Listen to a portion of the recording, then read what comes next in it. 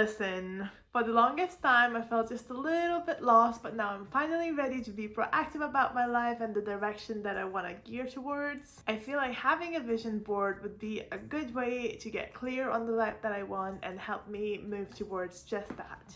In this video, I'm going to tell you why you should make one and also create one for myself as well. You've probably seen or read The Secret, where visualization was put on the pedestal as just the thing that will get you everything you wanted. Unfortunately, it's not as simple as just wishing for it, but I'm a firm believer in the law of attraction, and creating a vision board is one of the many steps that I'm taking in order to create the life that I dream of. I see loads of benefits in creating one, and we're going to do just that.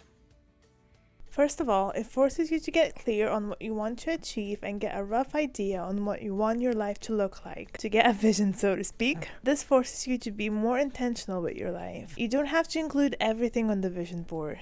Treat it as a living organism. You can take things off and add to it whenever you'd like. For me, I've divided my vision board into a few sections.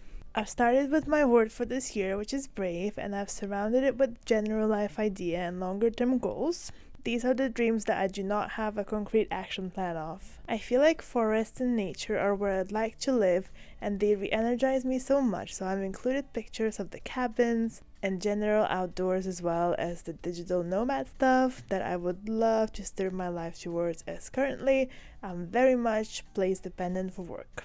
Another big category is fitness, so I've included a few pictures of my favorite athletes and a picture of a girl running in the woods, and this brochure of the walking event I want to do to remind me why I want to work towards my general fitness. Next thing I have are job goals and affirmations.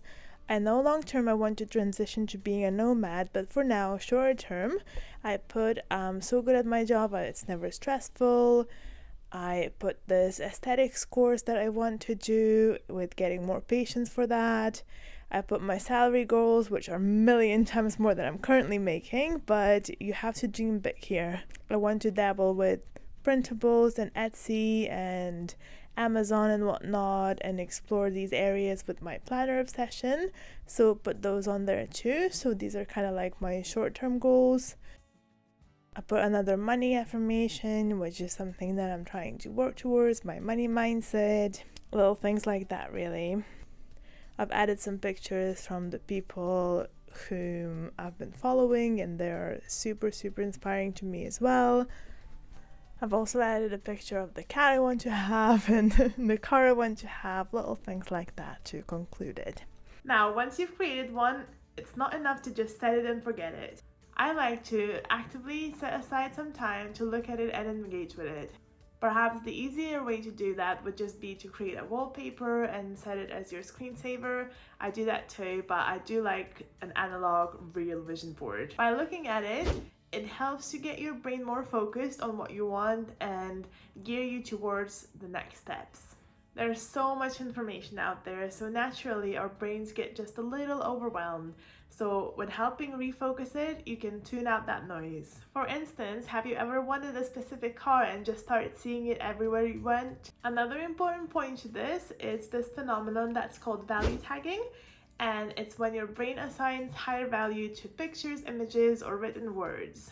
You probably already heard that it's that much more effective to write down your goals, and it works a similar way. Also, technically, it's not there to guilt you into doing things, but me, a serious procrastinator, I find it really valuable to keep that as a reminder of my goals and to be that little push to push me into the right direction. Another interesting thing I've learned when I was researching this is that when we're faced with something new, our body and our brain kind of like freaks out.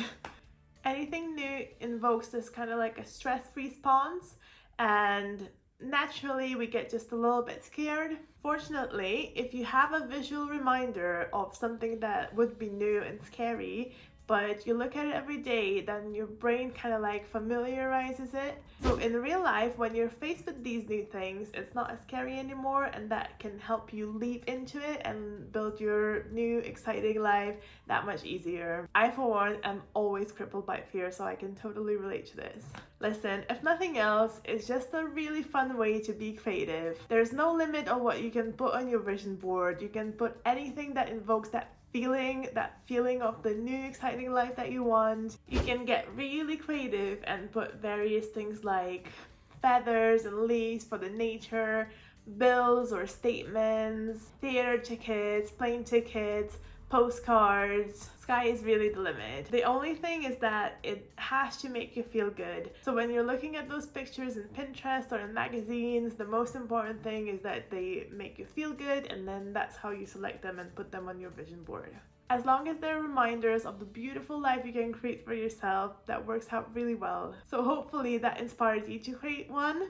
And please let me down in the comment section below if you ever created a vision board, what's on your vision board, anything vision board related, or just any comment really. Thank you so much for watching, and don't forget to like and subscribe so you don't miss another craft session with me. I shall see you soon. Bye bye.